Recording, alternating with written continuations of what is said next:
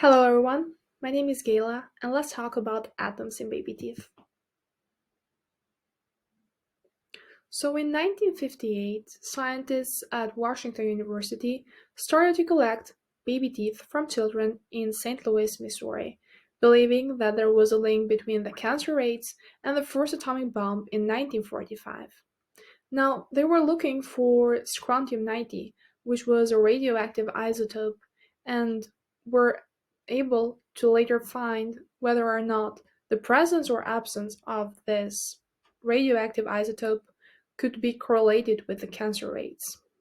Now, this isotope had already contaminated vegetables, meat, and milk supply, and all the people getting them were having this isotope being stuck into their teeth, and especially onto baby teeth, which were later on removed, and they could even be used for the study, so they were perfect for this study to be made.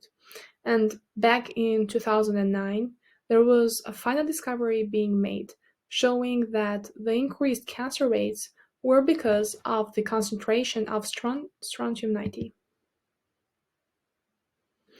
So if we compare children born in 1954 and those born in 1951, the later the period, the higher the concentration of strontium-90 found in the teeth of the kids.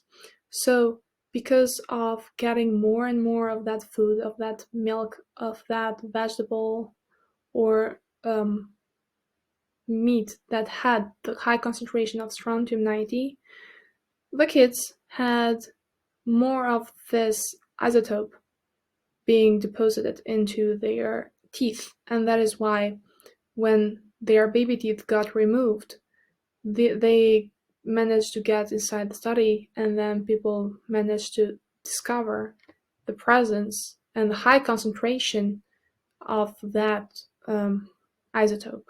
But thanks to this discovery, later on, there were treaties and different measurements taken, and that's why the cancer rates went down instead of going up. And yeah, it might seem crazy, but all this meant was saving a life with a tooth, and for sure that was better than any deal the tooth fairy had been going or making. That was all in terms of the atoms found in baby teeth. Thank you for your attention.